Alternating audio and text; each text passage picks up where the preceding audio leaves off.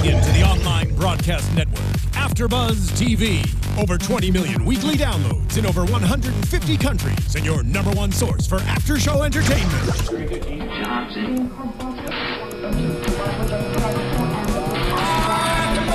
AFTERBUZZ TV, the destination for TV superfans, producing after-shows for over 300 of your favorite TV shows, interviewing celebrities and showrunners, and bringing you behind-the-scenes exclusives. All thanks to E! Entertainment's Maria Menounos, producer Kevin Undergaro, and internet leader Akamai. Now, let the buzz begin! Oh, there it is. Faithfully. Welcome, AfterBuzzers, to another State of Affairs after show. If you haven't already done so, please subscribe to our YouTube channel at youtube.com/AfterBuzzTV, or check us out on iTunes and SoundCloud. Don't forget to leave a comment about your thoughts, opinions, what you like, what you don't like. Always send us tweets by using the hashtag ABTVStateOA. That's where you can find us. We'd love to interact with you guys. Allow me to introduce myself. I am Stef Z. You guys can follow along or tweet at me at IAMSTEFZ. I'd love to hear your thoughts. My co-hosts tonight are... Julian Dujarric. You can follow me at Julian Dujarric across all social media. I kind of wish I had a lighter right now for this. Yeah. Yes, agreed. And Hannah Prichard, and you can follow me at the Hotshot Dude. I don't have anyone to like do that with. I'm just over here. Yeah, way over there. Just join in. Let's do this. This is. It's a beautiful song. Yeah. Wait. All right. Enough. We don't want to stay in this awkward silence. No. It was really. It got super awkward there. Yeah, but a little bit. So wait, what did you guys think about tonight's episode? I feel like every week you guys are getting more and more on board with this show. It makes me happy. Dude, well, go ahead. No, ladies first. Go This ahead. episode gave me so much anxiety. Like, I'm not even kidding. My mind was blown multiple times. I feel like there were many times that my hand was to my forehead or to my mouth, and I really dug this episode a lot. Very suspenseful episode. Very suspenseful. And I loved it. That's exactly how I like it. I liked it too. It was very suspenseful. We got a lot of information, but yet for me, and we know I've been like the cheerleader of this show, there was no like, holy crap moment. What? I can't believe you felt that way, because I'm not kidding you. I felt it that way every like couple minutes. Maybe that's why. Oh my Maybe God. because there was so many intense moments. There wasn't just one. Like there was the explosion at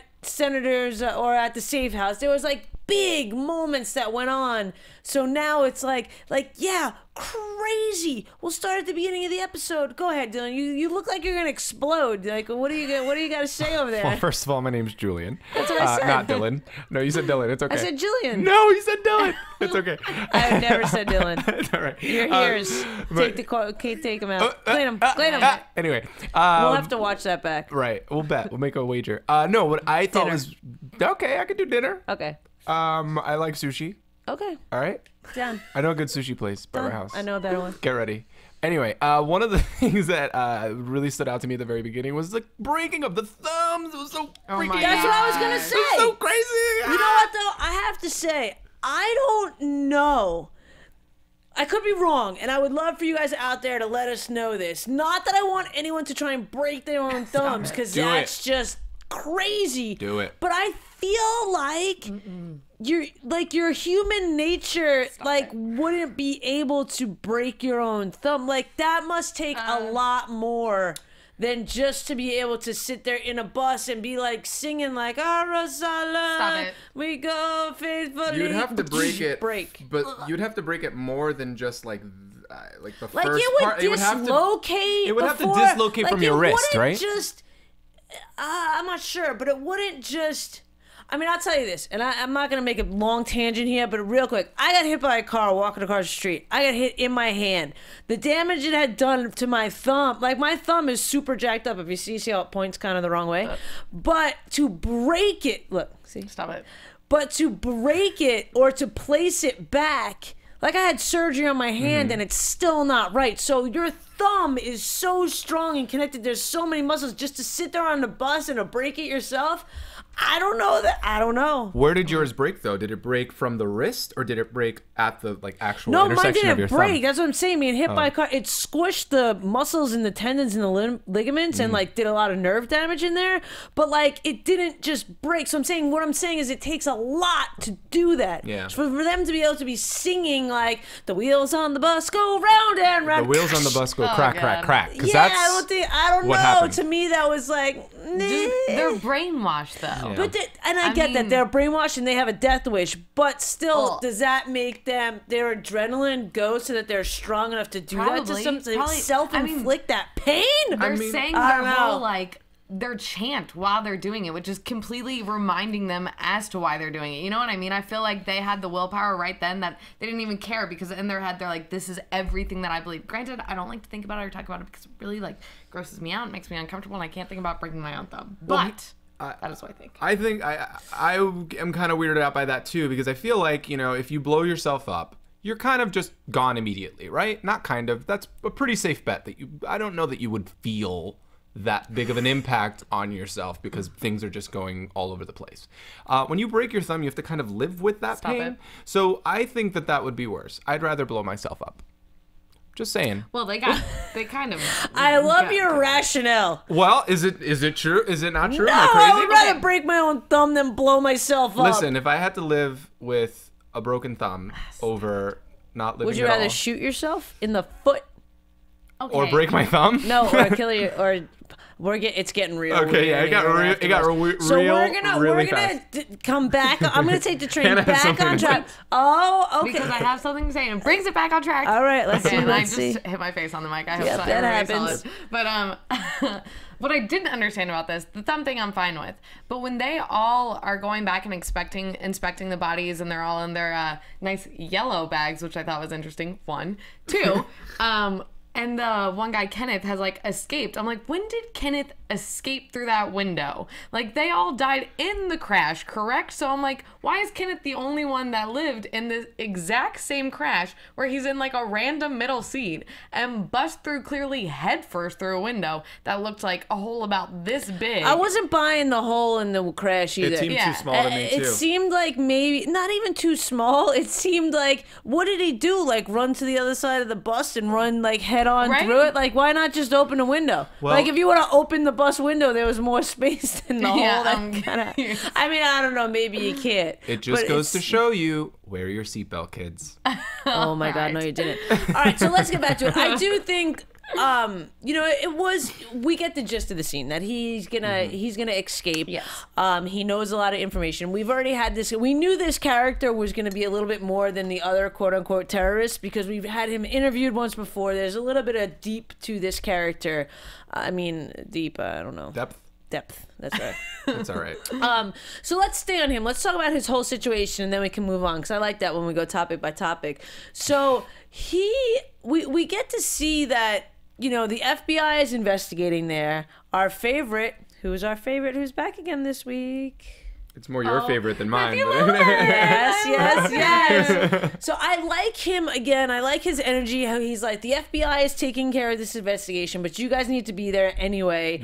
So Charleston and Lucas go to the investigation, and they figure out that there's more depth to this Kenneth guy, and they want to go figure out, go see the family, go do some stuff. In seeing the family, I mean, what did you think about that scene where she was telling the family that he got out? What was going through your guys' minds? It was sad to see his mom kind of, go through the motions of losing a son, essentially. I felt bad. Right. I don't know, it didn't make me feel very good. Well, I like that actress one. I always forget her name, but she's in a ton of stuff. If anybody remembers her from Mad About You forever ago with Helen. Nobody. Okay. Anyways, but nope, just you. So I really like her. By yourself. Only you. But it was an interesting scene to watch, considering that the dad was just let him die. And then I was afraid that Charlie was actually following that when the whole scene with the woods, but we'll get to that. But just with that scene alone, it was just really interesting, but it showed, in my takeaway from it, that it was a very conservative family, from the hunting to the whole that's when he became more focused on schoolwork, and then for him to go off trail or whatever, they're just we'll cut him off. he's not one of us anymore. You know what? So interesting. You know to what's me. funny is that what ran through my head was the exact almost opposite of that. Really? I actually thought when I saw the stone face of the father that he was involved, and I thought he was saying that to make them think exactly what we were all thinking. That I actually thought that Kenneth might have been in the house, and that when they were gonna go out to the car, they were gonna go to the scene of him in the house. That he already gotten there, and that once they came, that they were kind of just putting that front up to protect their son. Because they were somehow involved. I mean, we see that I was totally wrong. But that was like, in that scene, it played to me like, oh, what's going to happen next? Yeah. I didn't see the mom coming out and saying that she had heard from Kenneth. Did you guys see that coming? No, I didn't see that coming at all. Kind of. You could tell she was more emotionally connected to him. Yeah. Yeah. But Well, she- Charleston could tell. Yeah, but she clearly was fearful of the father. So there were weird family dynamics in that family. You Yeah. know what I mean? That he, Or unhealthy. yeah, exactly. So, which could create, issues for Kenneth and why he is following this random leader blindly. Whatever. Well, I think that's, a fair statement when people become part of any organization. It is because to feel included Yes. or fill a void, or there's many reasons, and one of them isn't because they feel whole and complete without it. That makes Exactly. them somehow feel like a whole and complete person. And I think it gave some information as to what all those kids may have in common. I feel like by doing that whole sit down with the family, that scene, that they provided us with a little bit of clarity as to the issues before, when they were like, oh, I wonder what all of them have in common and stuff like that. I feel like they helped answer that a little bit by doing Right. that family scene, that maybe there is some sort of dependency that those kids all needed. Yeah, no, I completely agree with that. And Charleston was able to get some background about their hunting. And Charleston is so smart. Like, they make her character out to be so smart. I really, really like it. Yeah. I really do. And so, we see Charleston and Lucas then show up in the woods where Kenneth had previously hunted with his father. And because it was a big area, they were looking for places where he could maybe find shelter. And we see her, arrive and start calling him out, which I thought was like random that she got it right away, but fine, I'll go with it. And he, eventually answers and comes running out with a knife at her.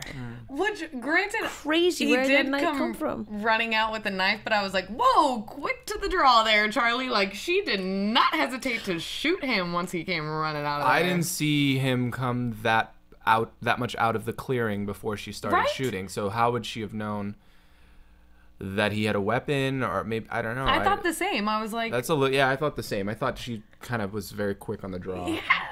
But you're also, you're dealing with a terrorist. which I get. You kept So saying you got, that. I know you got, when we were you're- watching, I know you guys are kind of defending him a little bit, Yes. No, I'm not defending him. Not I just think if defending you're trying to get... humanity or being... No, I was still, when there's something that was said offline, I was totally kidding. But I think, no, of course not. I think if you want to extract information from a terrorist, I don't know if shooting him right away is the best course of action when it comes to that. Although, it seemed to have worked in this case. Well, but not only that, I have to say, if I was Charleston, I would have been out there with my gun out. She had it on her hand. I thought that was... So for her, I think I would have done... I hope that I would have the reaction to do exactly what she did rather than wait that extra second. And who knows if that knife came flying out of his hand? Who knows? You're dealing with a guy whose mentality is, I should go blow myself up. That's true. For what? Yeah. But I completely understand that.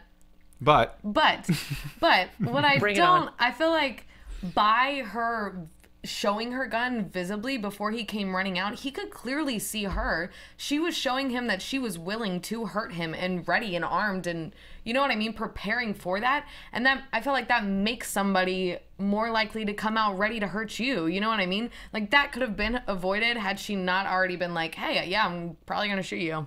I got a gun. You know Yeah, what but I mean? feel like, it's standard to think that the CIA or the FBI or a cop would have a gun.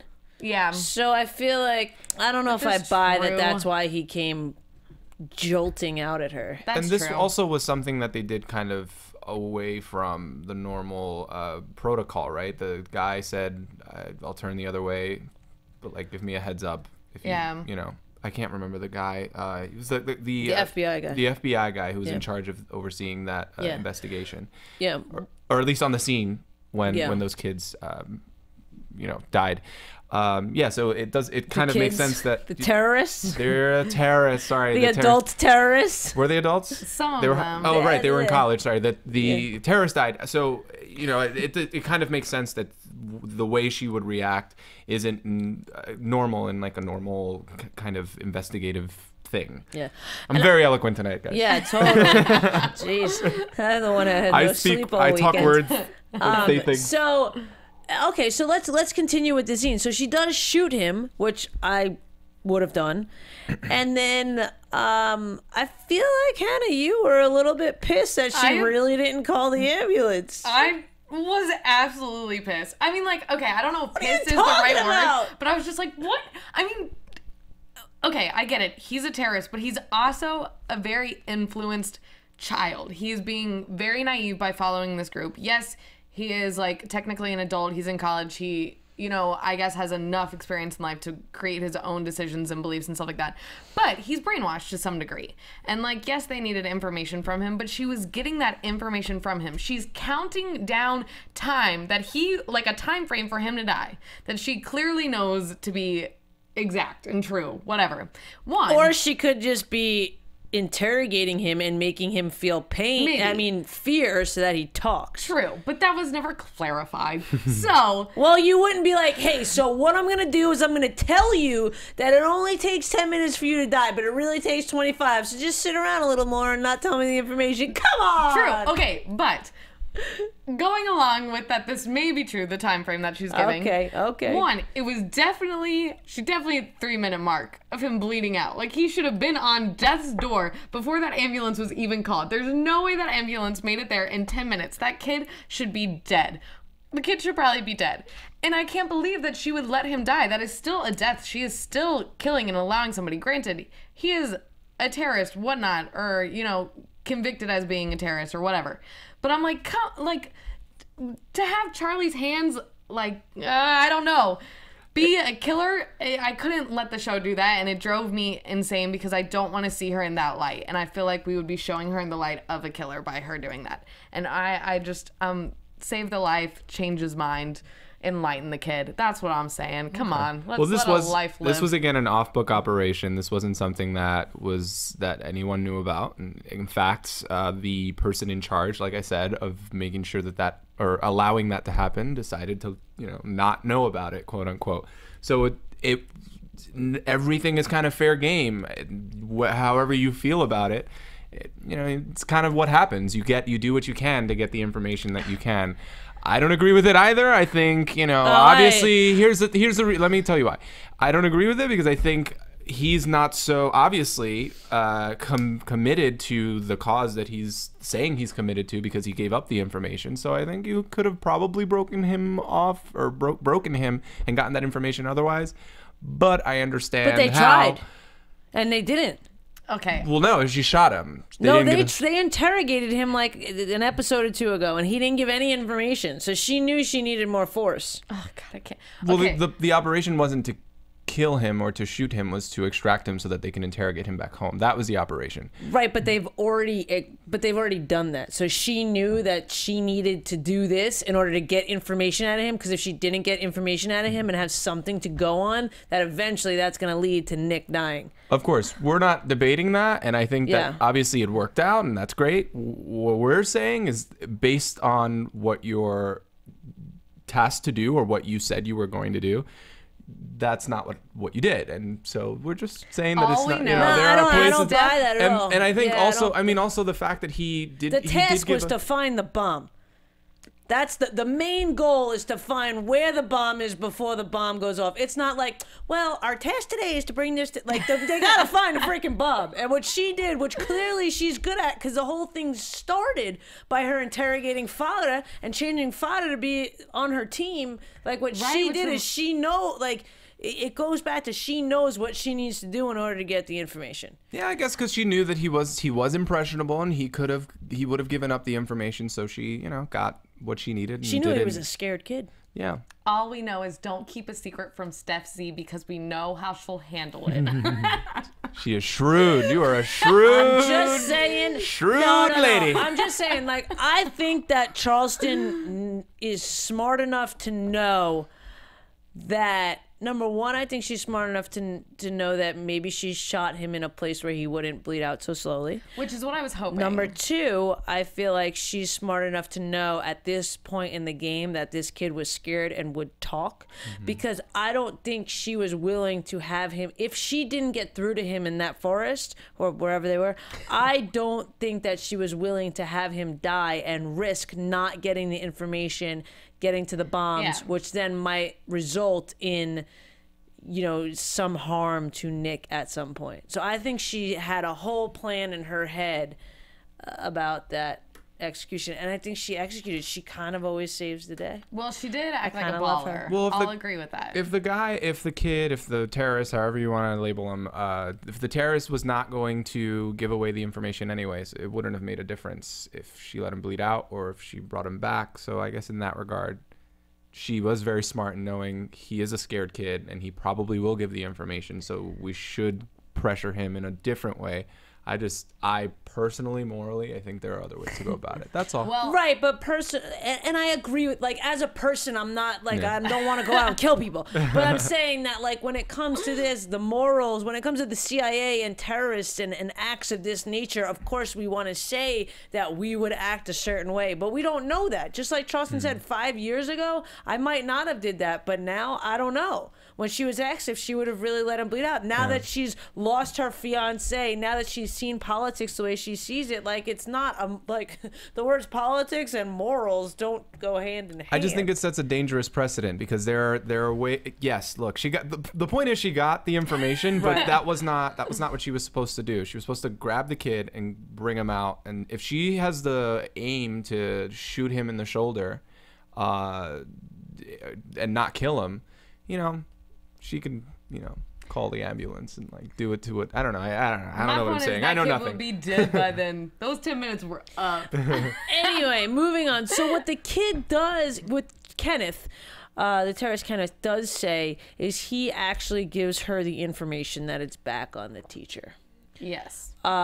So I feel like that's and we saw that. We saw that last episode. So we knew that. So and that's what I say, like, yes, there was lots of really, not cool, that's so the wrong word, but lots of things happening, but it wasn't that, like, we had that reveal last episode. There was no huge reveal for me in this episode, I think is what I was trying to say. There was a lots of excitement. Oh, yeah. But there was no, like, you know, and I feel like last episode also we saw that Sid was part of the Craig group, so that was a big reveal. We saw Kurt got picked up by the Craig group, so that was a big reveal. Like, last episode just had all these big reveals, so I was kind of like wanting another one. I feel like just everything's intense though now. Like, after the past 2 episodes, I feel like every situation, every conversation is so intense, and I was saying to them beforehand watching it, I felt like it was such a well-written episode in that way, that at every scene I was like, oh my god, oh my gosh, like, like to go it was tense from throughout. like to go from the whole kid or terrorist or whatever being shot in the forest, and then being in the hospital and him explaining that whole belief with Allah and everything, and then to go to the next scene to the teacher shooting himself the minute that we walk in, and then to go back to Cece. I'm still not calling her POTUS, but I was like, oh my, I couldn't stop just like bracing myself through every scene, every time. All right, well, let's move on and talk about your favorite. Let's talk about some Nick and Fada action. What do we think is happening, you know, in this relationship? Like, I'm starting to feel a little bad that Nick's mission really is to kill Fada, when Fada kind of keeps showing time after time that he's legit. Like, do we believe that he's legit? I do. What do you think? I believe he is an asset Yeah. to the United States government, and he, as long as he's providing information, you should keep him alive. I mean, he's been good up until now. So I don't know. I feel like it's all just I'm probably gonna cry whenever it all goes down. I want everybody to know that ahead of time. When we watch it, I will probably cry because I feel like it's going to be hard for Charleston with whatever happens with Nick. I think we're going to be pushed on the, to the line with that, and he potentially dying. And then I think it's going to be hard for Nick to watch Fada potentially dying after they've created, a bond and a relationship. And oh god, do you think there's a bond between Nick and Fada? Because he seems pretty committed to helping the U.S. kid. Well, I agree with that, but I think he knows that Fada is a good man. You know what I mean? And I think. Do you? I didn't get that. Really? Really? I got that too. Well, I got that because why on earth would he? If there's like a Stockholm syndrome situation going on here, why would he then help? Like, why would he not help him, or why would he help? What am I trying to say? I don't know. Let me figure out what I'm trying to say. No, it just I don't. The point is, I don't really think. I think he thinks he knows that Fada's a bad guy, and the only reason that they're using him is for his information. In the moment that he's not useful, but Fada's a good guy. He's helping them. Oh no, yeah, I disagree. Because when he was calling Charleston, he was like, "And Fada," and I think he felt he was hoping for them to say, "Bring Fada back," because. No, I do, because Fada literally, this isn't the first time that he's done, like, the man freaking sliced his own stomach open with his sword to save Nick, to show, because if they would have found out that Nick killed this guy, they probably would have killed Nick. Right, but I don't think he thinks that Fada's a good guy. I think he thinks that Fada is a good asset. I think he sees it more as black and white.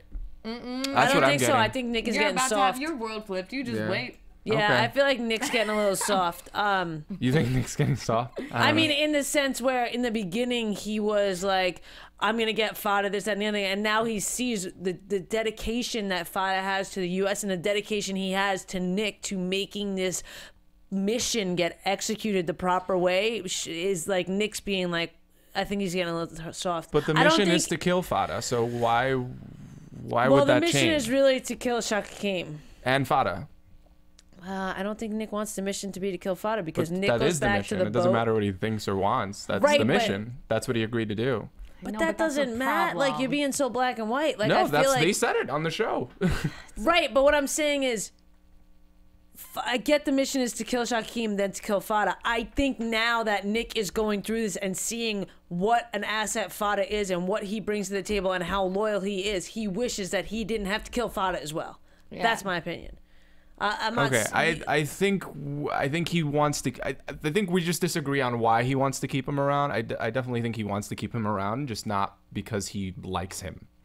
I don't think he wants to go out and have a freaking beer with him. I'm just saying he doesn't think that he's a threat, and he thinks that he's like sticking his neck out for Nick. I think he like respect, maybe not the word keep him around. I think maybe he respects Fada more than he did in the beginning of this mission. Yeah. So it might be getting a little bit. I see it differently. No, that's that's great. We all watch the show. But I like that we all have different opinions.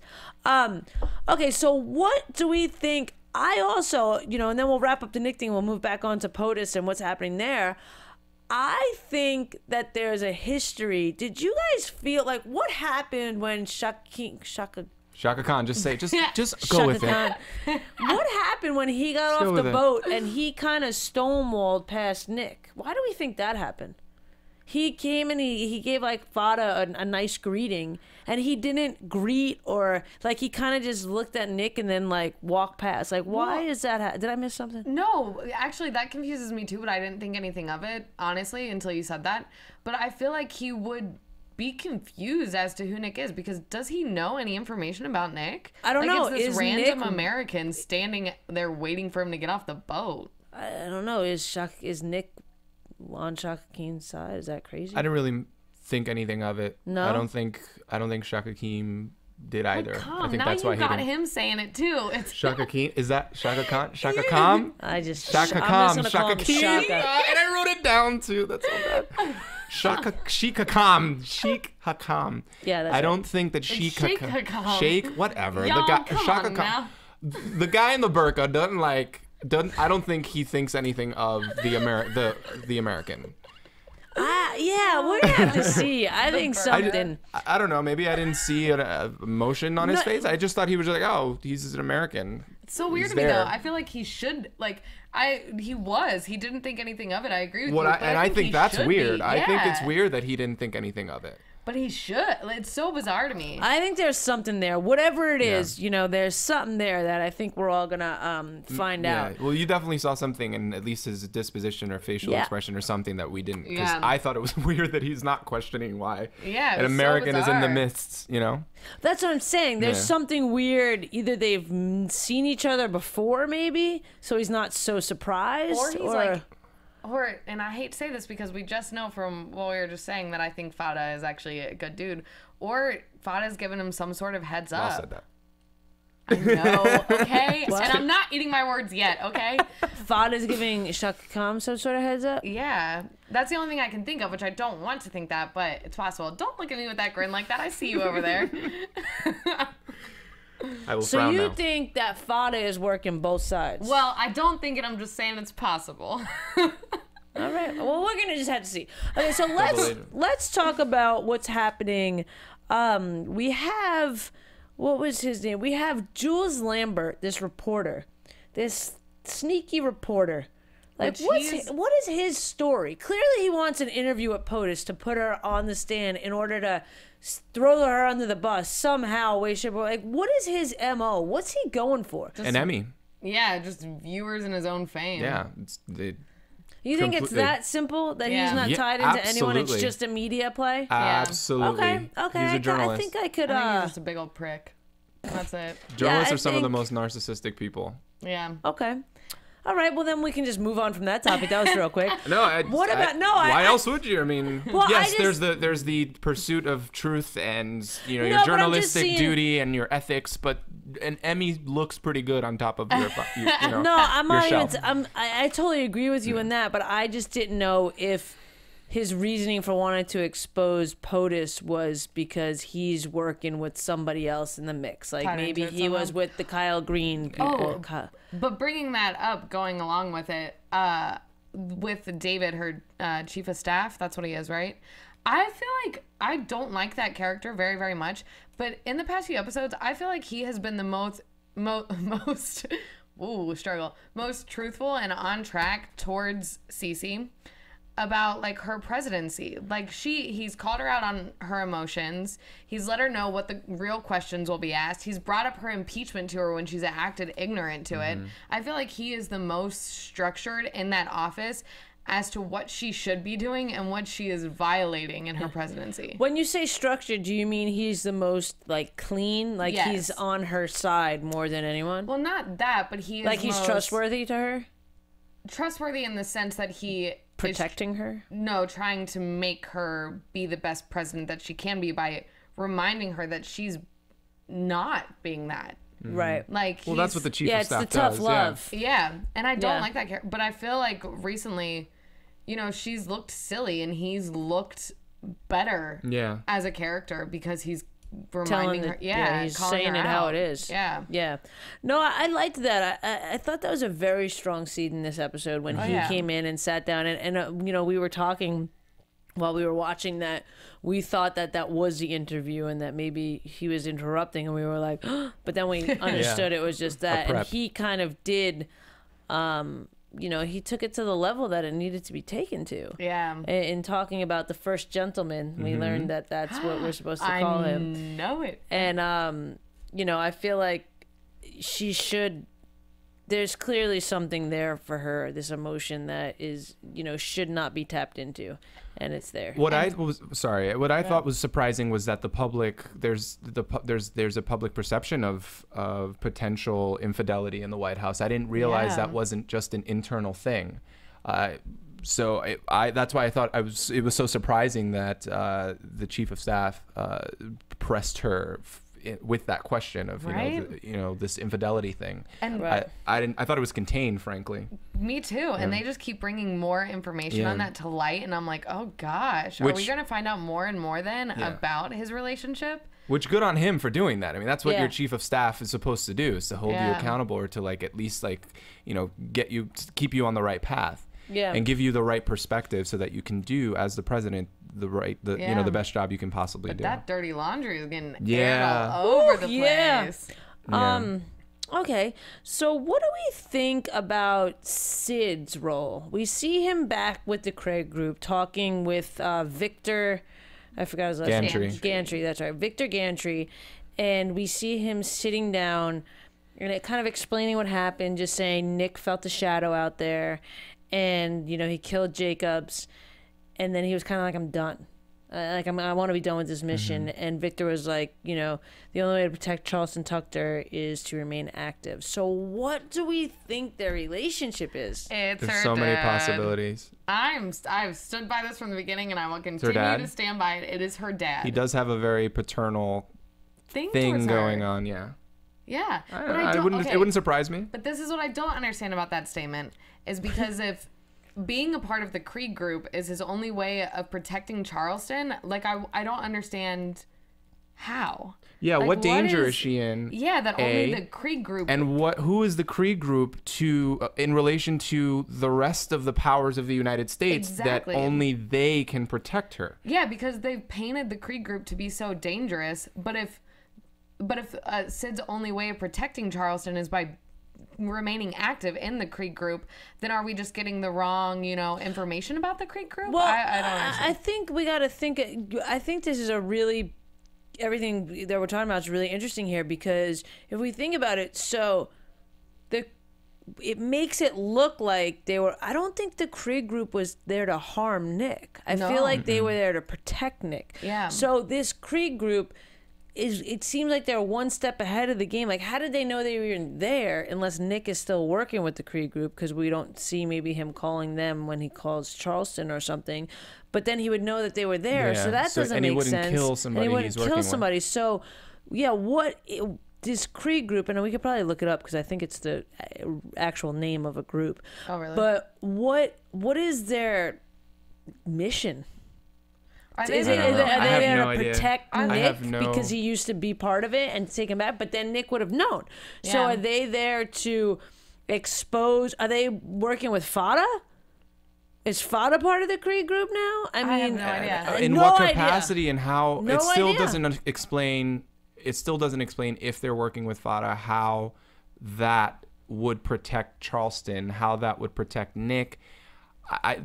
There's still just too many questions. It's still very we have unclear. to find out more about the Krieg Yeah, group. there's not enough I wanna information to give a conclusion yet. And then- to draw a conclusion. Oh, and I've decided to refer to her as Nameless Girl because clearly nobody's ever going to find out her name. But then Nameless Girl's affiliation with the Krieg group, and clearly they're using her to bring Kurt, right? That is his Yeah. name. Yeah. Kurt more into it. So I'm intrigued by what her relationship is to everything. And clearly her name is supposed to be of some sort of important standing because or else they wouldn't bring up how he does not know her name. You Right? could probably look on IMDb. Yeah, I know, but that would be That would cheating the that system. would that I would know. that would erode Which, the granted, mystery. Trust me, I know. thought about it the minute that he said, "What's your name?" I was like, "I'm about to look that up." I'm but totally looking it up after this. But yeah, so the Krieg group, I think, is still, and it was a few episodes we didn't really hear about it, but now it's kind of like coming back, and I feel like they're gonna play a key part. I don't know. I feel like maybe will they? All right, let's. Is there anything else that we want to talk about before we, spin this into predictions? Is there anything No, else that we I'm- feel like we left out? I'm interested in where this Krieg group conversation will go. Cause I'm I'd be interested in to the see where Krieg you're going. group, and I am thinking this might be so wrong and so crazy, but I'm thinking as we see Charleston getting upset next week because we think maybe that Nick gets the axe, I think the Krieg group is going to go in there and save Nick Oh for my some gosh, reason. I hope so. I don't think Nick's dying. No, there's no way Nick's dying. He's like, no, because because fans like me who have become emotionally attached to Nick and Charleston. Physically or emotionally? Well, a little bit of both. Okay. So they can't take him off. If they take him off, they lose half of their ratings and fan base. Is Half. what I'm saying. Half of their ratings and fan base. Wow. I'm standing by that because that's you a need that. bold That's a statement. You need that big sex and drama, statement. and that's the only way they're getting that sex and drama is through Nick. They can't take him off. They can't take him off. I kind of agree with you. I don't think that Nick's gonna die, but who's gonna save him? And I think there's gonna be a scene with POTUS and Charleston, and something happens, and POTUS is gonna override Charleston's call, and she's gonna make this attack, and Charleston's gonna think it's gonna look like poetic justice that Charleston was there with Fada when Aaron got killed, and now her other lover POTUS is gonna pull the trigger, figuratively to kill Nick, but I think the Kree group's gonna come in and Swoop save in and Nick. save him. I dig And I that. could be totally wrong. I so dig that. Maybe though. Kenneth goes. Kenneth.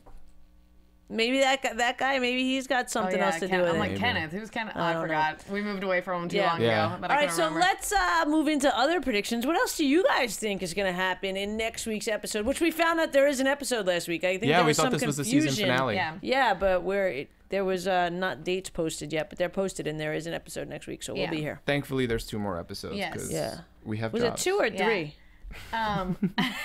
There's 2 more right now. Okay. But, okay, sorry. I just want to tell my predictions. Go ahead. Yes, predictions. So this is what I've decided, that all the big things are going to happen next week, and then assuming that the following week is probably like a mid-season potential finale kind of thing, that will be like the come down, and that'll be like Nick and Charleston's relationship, and things all settle in. But I think next week is going to be like the big crazy one, and I think Fada is going to die. I don't want him to, but I think he is. I think that's going to be the emotional ending for this season, because they can't carry him on to a next season if they're changing the subject. You know what I mean? And moving on to a next problem. Unless they bring Fada in as like a CIA agent or something like that. So Fada is probably going to die. Aside from that. Do you think Sheikh Hakim Oh, is he's dying? totally dying. Sheikh Hakim. He's Sheikh out. Hakim. He's absolutely Sorry out. out there. It's man. all right. I only know it It's 'cause I been a wrote it down, long so. day Listen, for me. I'm starting to not even hear it anymore and just, accept it. But anyway. All you hear is Shaka Khan. And then I called him think- Hakeem last week. Yeah. That's what it was. Yeah. Y'all are calling. Well, and now he's hearing it too and Yeah. subconsciously saying it. But I have that effect. What? But and then Stop it. I think that Cece, if she keeps on the track that she's on, she may regain POTUS back in my book, because she kind of surprised me at the end by not doing the interview and going into the office room and doing what she actually needed to do. But I think that they are going to remain, with that subject of her being on the air, because they said they were just postponing to go live at the White House. So I think she is going to take care of this whole, drop the bomb, and then go back and end the episode with her walking back out and sitting down and giving the information that they have got Shaka Khan. Wow, that's good. See, the thing with POTUS, man, I had a weird POTUS vision, and I was totally wrong. But I actually thought what was going to happen was she was going to go and tell Jules, the reporter, that they had got Shakim. So I thought she was going to deflect everything by coming out with this statement that they have caught and captured and killed this terrorist. Which that would have kept the ball rolling. That for I sure. thought that would have been a really crazy turn, and then they try and attack once and they are not successful, and then you go to the finale and they actually get. Yeah. What about you? What do you think, Dylan, What do you think, Dylan? Dylan says that I think Fada will die. I think Nick will die. Stop it. I think he will. I think. Preposterous. It's crazy. I mean, I don't crazy. know, unless the Kree group has some sort of kind of knowledge of, or some sort of exit or extraction plan for Nick. I don't, or there is an extraction plan for Nick from some third party or something. Kree group. No, from like aside from the Craig group, I don't really see him surviving, and I don't really think he's that integral to Stop. the story past this whole thing has been about getting Fada, right? Once Fada's done, once he's dead, or he's captured, if Nick is collateral damage in that, like there's no real reason to keep him on. Like You're making me emotional. I don't know. Over this. I don't the think thought of it is too much for me to handle. I Wow. think he will. I think they're probably just Y'all airstrike, Nope. bomb, whatever it is that they do, and Nick will go. And I will go with the show. Yeah. Peace. No, What I'm if it just kidding. becomes a Nick yeah? If it just I mean, and then afterwards it just becomes like a procedural thing where there's like a case by case. What? And they basis, do like another Izzy and whatever from Grey's Anatomy. Is she gonna relive what she did in Grey's Anatomy, and they're gonna have like a love through a ghost? Like, Maybe. Come on, Oh, now. come on. It'll be Nick's ghost. Don't knock my girl like that. Captain Heigl's done an awesome job, and she's so doing a great distanced job. herself from Izzy Stevens' role. Yeah, this So isn't Izzy give- Stevens give at all. Give a girl a break. When she stepped on the guy's bullet wound, she proved not to be Izzy Stevens. I think, Truth. yeah, I think Nick's gonna kind go, and I think they'll probably make that announcement that they either captured or killed this Oh my word, we've been talking. What's the guy who we've been trying to capture? I just said his Hakam. No, not Shikakam. Well, Shikakam and Fada. Wow, I said his name like 30 seconds ago. Yeah, I think they'll probably kill them both or capture one and kill everybody else and call it a day. See, I agree with you in the sense that, and I love you, Hannah. I'm not trying to be a jerk, but I agree to you that as of right now, Nick's role isn't 100% necessary, but in the next 2 episodes, they could make it necessary. Right, and so like until if he escapes and he knows what really happened there, and then he's maybe affiliated with the Craig group, or maybe he's back on POTUS's team. Like, there's a way that they can make that. Because right now he's like, he's in the woods, he's making this thing, but they could make it a lot more important. But I think we're getting the wrap up. So Hannah, I think you're just gonna have to swallow that one, and we're gonna have to see what happens next week. I'm so sorry. I didn't mean it to happen that way. They meant for it to happen that way. I didn't. Until next week, where can the people find you guys? Y'all can find me on Instagram and Twitter at the Hotshot Dude, and he's very valuable. He led them to Pada. Okay, go. You can find me on Instagram and Twitter at Julian Dujarric, and I think he's gonna die, and I think he should. Stop. You guys can find me on Instagram and Twitter at IAMSTEFZ. I think he could be very valuable. Look at that. I'm being, Switzerland. Love it. All right, guys. Have a great night. Thanks for watching. From executive producers Maria Menounos, Kevin Undergaro, Phil Svitek, and the entire AfterBuzz TV staff, we would like to thank you for listening to the AfterBuzz TV network. To watch or listen to other after shows and post comments or questions, be sure to visit AfterBuzzTV.com.